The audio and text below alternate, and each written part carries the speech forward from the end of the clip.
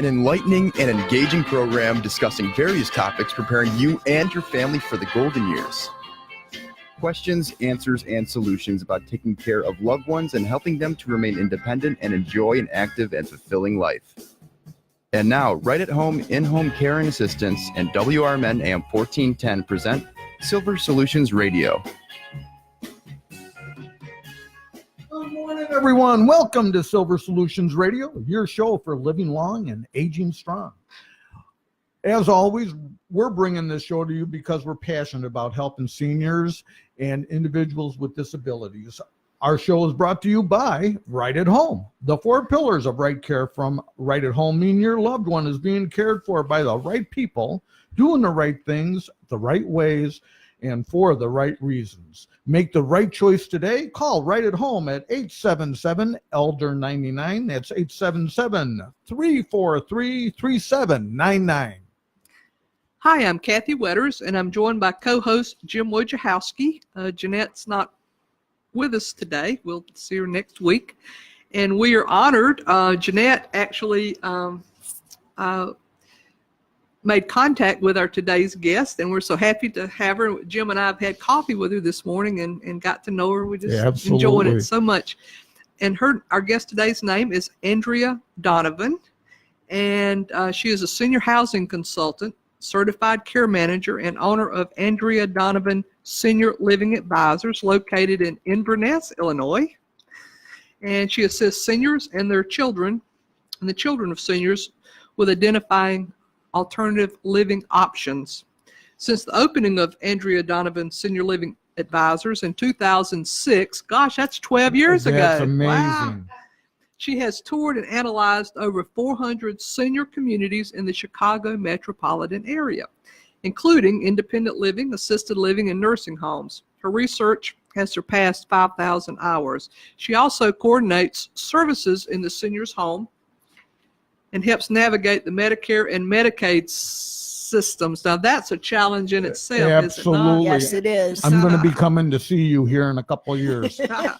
And she deals with all the unforeseen situations and bumps in the road along the way. Andrea is the former director of admissions and marketing of the St. Andrew Life Center in Niles, Illinois, which is a continuing care retirement community. She holds a bachelor's degree from St. Mary's College of Notre Dame. I know where that is. Mm-hmm. Yeah. And an MBA from Loyola University. She's a certified guardian and acts as power of attorney for health care and property for seniors. She has taught, this is probably another passion of yours, has taught tap, ballet, and jazz dance. How about that? As a volunteer in several assisted living memory communities. So they tap into their younger selves to do these. Yeah. So welcome, Andrea, and thanks for being our guest today. Thank you so much for having me on the show this morning. So if you would, maybe kind of in a broader strokes, talk to how you assist seniors and particularly their families. I actually have 3 aspects to my business. The first component is the senior housing placement business, where I've actually looked at over 400 of the senior communities all around the Chicago metropolitan area. And what I analyzed was the cost and methods of payment that these places accept, the levels of care that they have available, the staffing, which I consider to be the most important component of selecting one of these communities. But I also looked at the housekeeping. I took copies of all the menus and the activity schedules, plus the room layout, so that once I have a conversation with a family regarding the seniors' financial realities, their location preferences, and what their care level needs are, I actually help to narrow the options to 3 or 4 places so that the children and or the senior are not trying to evaluate a ton of these communities that just will not serve the person's needs. That can get very, very intense when you start. I mean, that's why families hire you, is that you have already done the legwork and continue to do the legwork as things progress. so that they can trust those 3 to 4 picks that you already have chosen. That's correct, because I've actually spoken to some people who have looked at 25 of these places, and that's just way too many. And it's not only a waste of time, but it's also a stressful situation, and you're putting yourself through a lot of anxiety that just doesn't simply need to exist. Absolutely. What's exciting, it's exciting to have you here, but having coffee with you and getting to know you again, we met,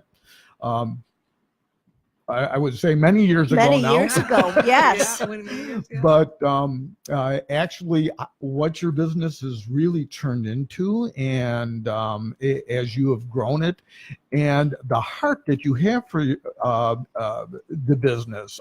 Can you tell us why you did get into senior living and the consulting business? Well, actually, I started in the consulting area because I had been the admissions and marketing director of a senior living community.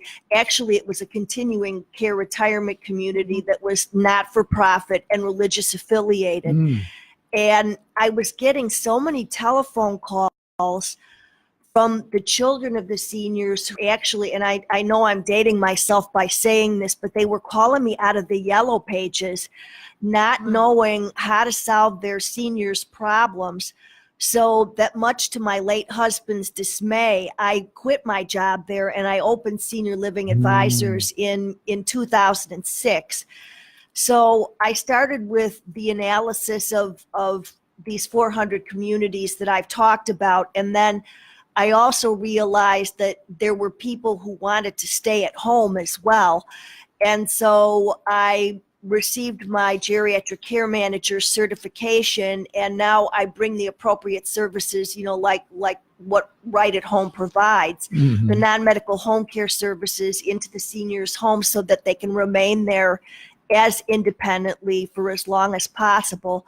Plus, if a senior needs a power of attorney for their health care or for their finances, I cover that aspect of the business too. Now, your model is on your place, you're looking at senior living options, is different than some of the models that we maybe hear ads for on TV, where we have these celebrity spokespersons for them. I won't call any names, but tell us about how your model perhaps is different. My model is a little bit different because those types of organizations that we're talking about, where the celebrity is the spokesperson, the organizations like those are actually receiving a commission from the communities that they represent and or steer people towards. Whereas my client is actually the individual, the senior or their family, who hires me and pays me a fee to analyze their situation via an assessment, of the senior's physical and medical needs and their location preferences and their financial realities, so that I'm actually working for them to find the right thing, rather than, being a spokesperson from the communities who hire them. So there's a huge difference between anybody can say what they want when they're getting money to say so. That's exactly it's not right. Doesn't make proof in the pudding. They can overlook some things. They can steer some things, and that's why it's over coffee this morning. It was just a pleasure to get to know you again and find. It's becoming a place, especially with families today and just society, that everybody needs an advocate, their advocate. And I think that's what you provide. Well, the thing is that I've noticed that over the past year or 2 years, I've had more people contact me because they know I'm an independent entity, and they say, we don't want somebody who's actually accepting a commission from the communities to steer people towards them. And the nice thing is that because I don't work for any of the organizations that I present as options to my clients, is that I have the right to turn around and say to them, now, you have not provided the service that you promised to my client. what's the deal and how are we going to straighten this out? Yeah. So I'm truthfully the advocate for senior and not for the organization where they're living. Which is how everybody should have it. Absolutely, Mhm, mhm. absolutely. If a family, and we know how busy families can get today, with maybe a son and daughter working, and they have their families and everything else, where your job is to be the advocate for that senior, for mom or dad, and say, hey, and even get involved with the families at times. So how do you help families that are kind of trying to navigate this senior living system to avoid those pitfalls, or that, oh no, or I didn't know, or a crisis that maybe has happened? How do you help them in their times of trouble there? I think that the biggest thing that I can offer people is the fact that I am not a relative and I am not emotionally involved in the situation. Mhm. I've seen so many things come up where the children say, well, I think mom or dad would like this, this, and that. But then when I sit down with the senior and I find out, in a heart-to-heart conversation, what it is that's important to them, I'm the one who's making the recommendation to the senior and their children as to what's appropriate for them, because I'm not emotionally involved. And that kind of, and I can say this from speaking, with the own situation. Unfortunately, I just lost my own mother, and I had to place her in assisted living 2 years ago. It's a completely different story when I'm dealing with somebody else's parent.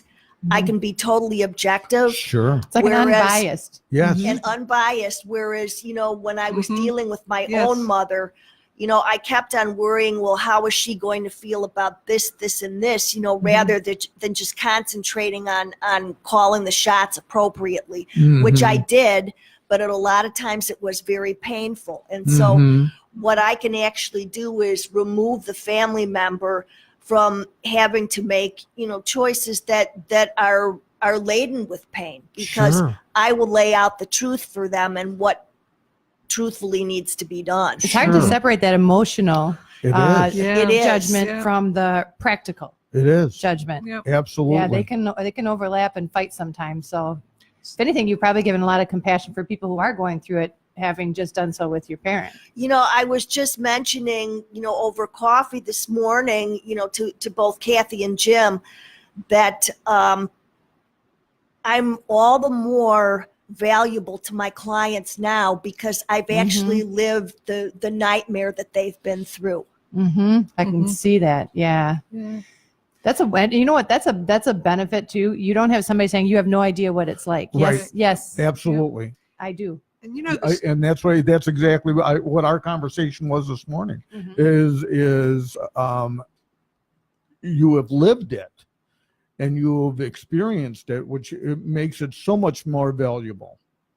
And the savvy families will probe that aspect when talking to you. I know they do us. They want to know what motivated one to get into it, and so that really gives you kind of street cred with them already when they know you've walked a mile in their shoes. That's true. Yeah.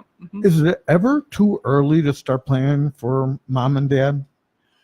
No, I don't think that it is, because I don't think that the general public really has knowledge of what the astronomical costs are involved with any level of senior care now. Sure. And unfortunately, there are a lot of seniors who are very secretive about their finances. Sure. And it often takes a child a long time to find out what that individual's truthful financial big picture is.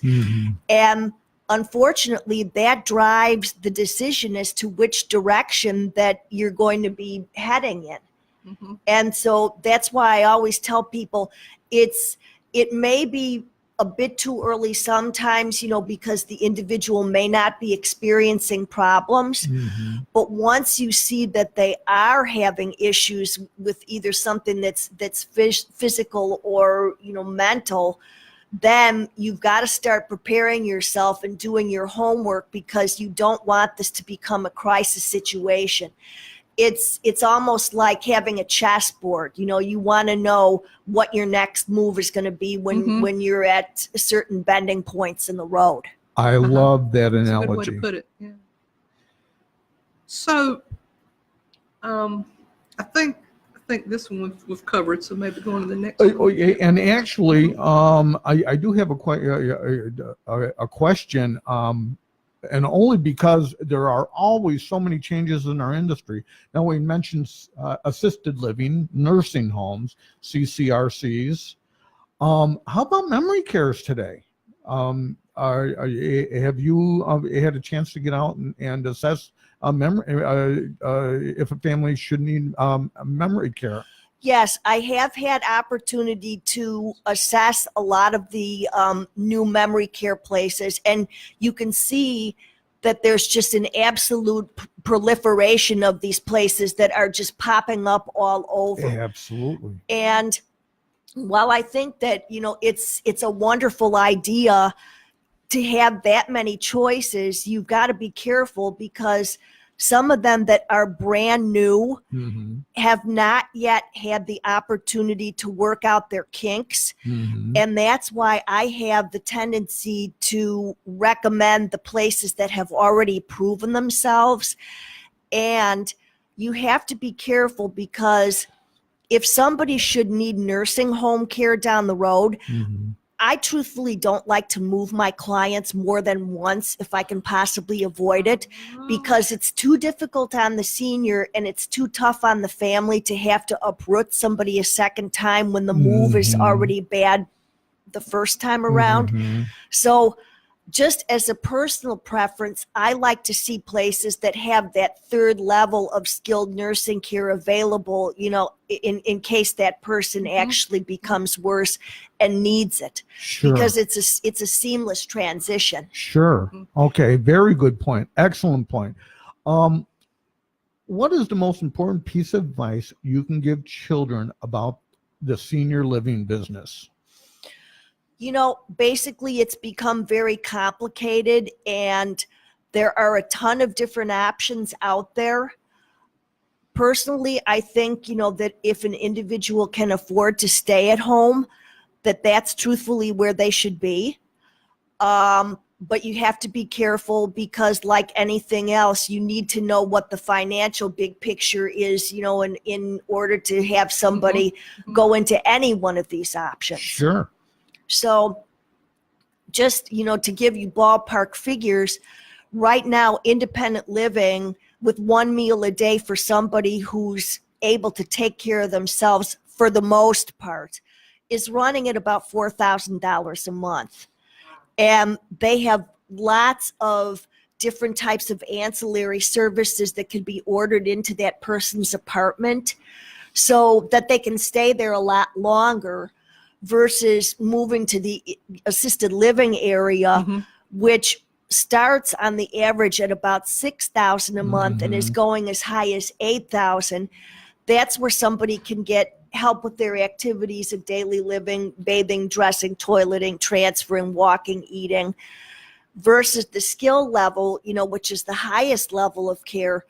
That's running starting low end at about $8,000 a month, and I've seen it go up to close to $16,000 at some of the higher end places. You know, so you're talking about astronomical costs, and then, you know, of course, there's in-home living, and so, you know, why don't you share what your cost for something like that would be?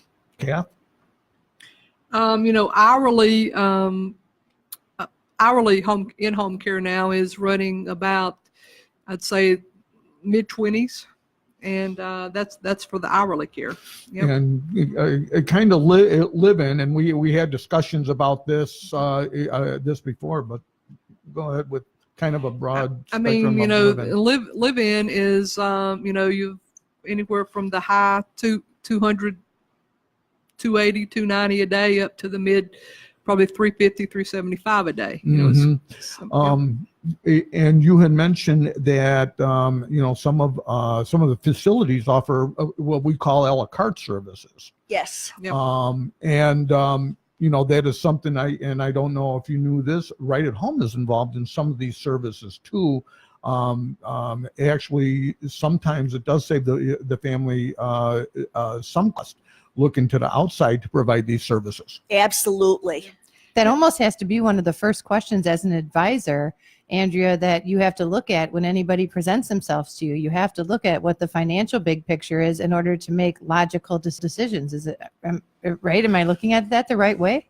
Well, yes. That's how important. And you know what astounds me is that people think that Medicare and Medicaid are going to take care of this, and they don't understand that Medicare is really only for short-term rehabilitation, and it covers up to your first 100 days if that's what you're granted.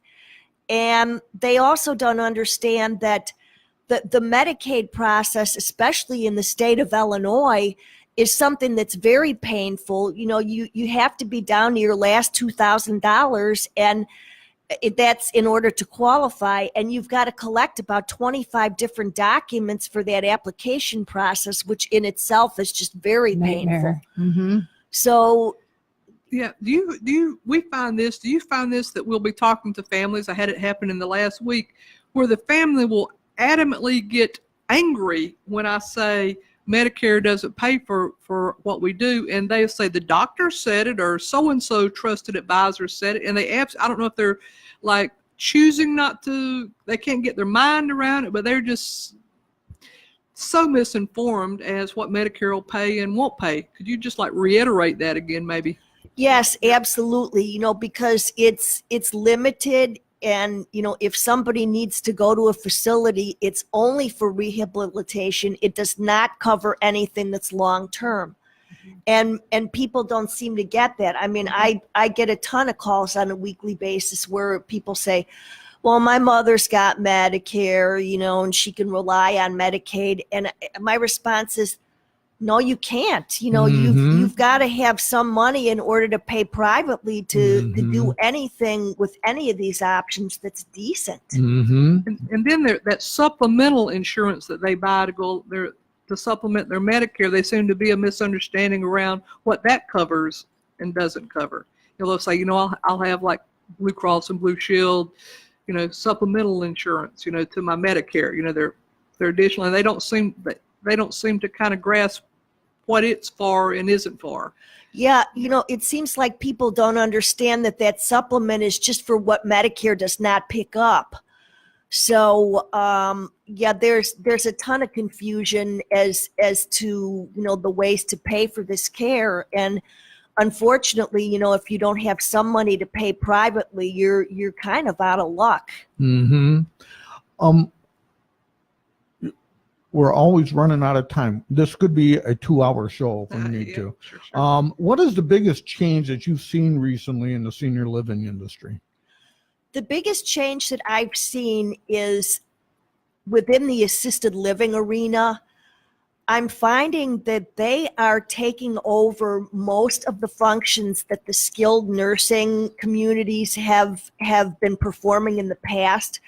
So that I can almost see that within the next 10 years, I don't feel that nursing home care is really going to be an option that exists except for people who can't afford to pay privately. Wow. That's my prediction for the long-term care landscape down the road. Wow. And we kind of see that ourselves. Yes.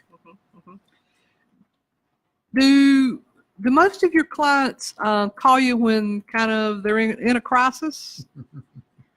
I would say that 90% of my clients, and it's normally the child of the senior, who's calling me in a situation where there's been some kind of life-changing event and something needs to be done immediately.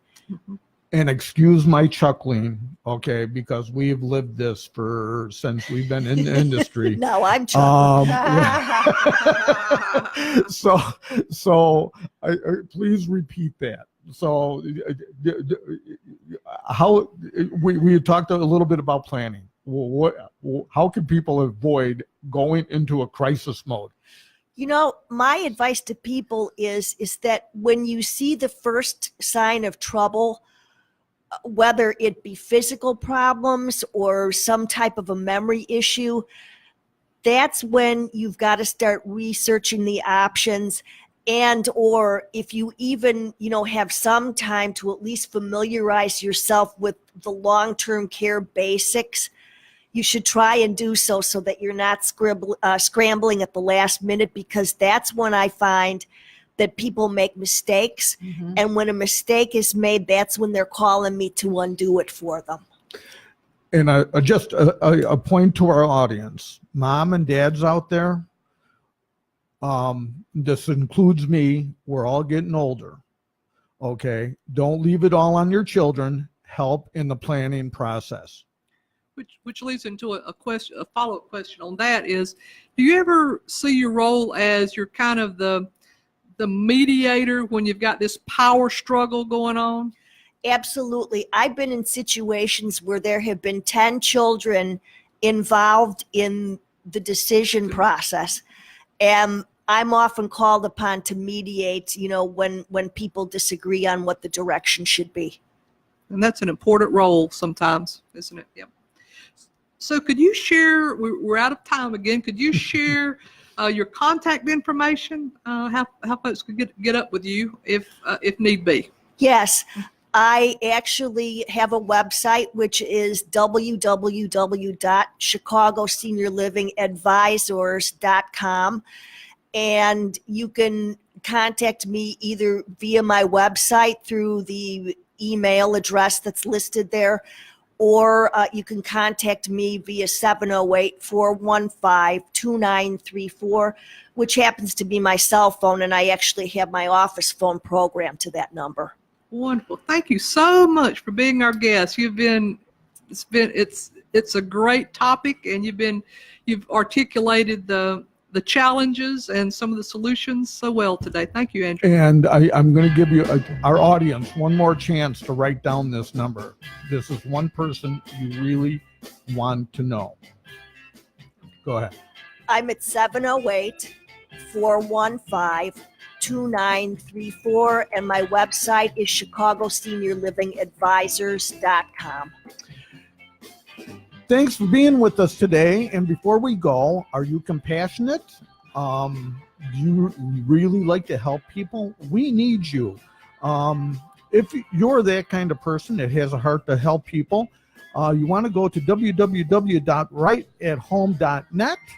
Remember, right care from right home means your loved one is being cared for by the right people, doing the right things the right way, the right reasons. I'm getting the hook. Make the right choice today. Call Right at Home, 847-343-3799. Stay tuned.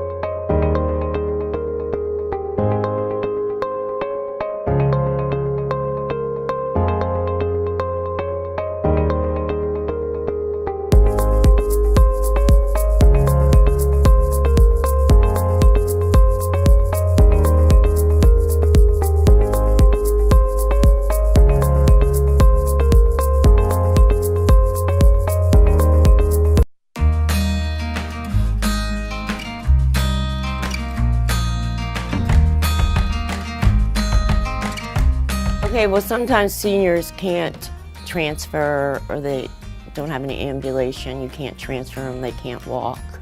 So we have this special device called a Hoyer lift that would get them up out of bed.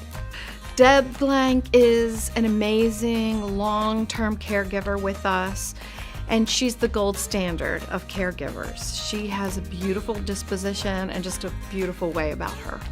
Deb is a phenomenal individual. She is very compassionate. She's very down to earth. I've seen just so many things with her when she comes into the office. She helps with training. She helps with the new hires. She shows her leadership skills through that. Deb seems to have a heart for the clients that are really challenging, and the other caregivers say, I don't want to go back to him. He's not very kind, or they just don't seem very happy, and she takes on those challenges effortlessly. You just have to have a way with people, and it's not something that you're taught. It's just something that's within you, I think, that you have. Deb is a gifted person. We can entrust in her to work with hospice clients Alzheimer's patients. She is sweet. She has a great sense of humor, so we love that we can joke around with her. She doesn't take life too seriously, and I think her clients really enjoy being around her because of that. You know what? I always wanted to be a beach bum. Smackdown. Doing all right? Coffee. I feel like you've got to have humor every day in your life. It's the best medicine. If you don't laugh every day, and your attitude means everything. Anywhere. I could put her anywhere. I can't think of one client that she wouldn't fit with. She's just fantastic. What I love about Deb is you can call her at any point in time. She's always more than happy to jump in. 3 weeks ago, I was in crisis mode. It was a Sunday.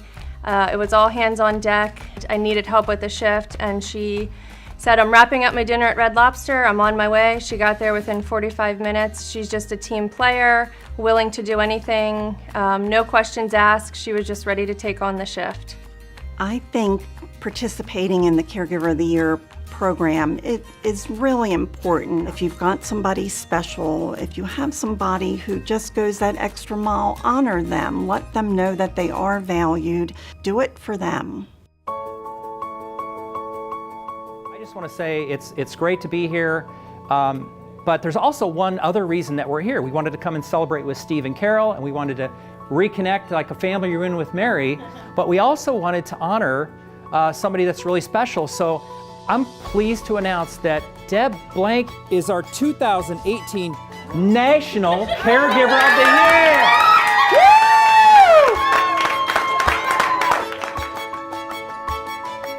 I know, I'm still trying to absorb this. I called my daughter last night. It was like 11 o'clock. I said, are you still up? She says, yeah. I said, good. The caregivers are everything to us. They represent the company to the clients. They become the friend of the client. More so than we as the owners. They become the soul of Right at Home. You can't teach compassion. You have to have that, and it's hard to find people with it. It shines through, not only when she's caring for, again, with Mr. Brady, but to everyone around her. We can promise everything. We can make all these promises of how wonderful we're going to be, but the caregivers are the ones that actually have to deliver that promise that we make to people. So we have to have good people, and Deb is definitely one of those people. Congratulations, Deb. Congratulations, Deb. Congratulations, Deb! Congratulations, Deb, for being named Right at Home's 2018 Caregiver of the Year.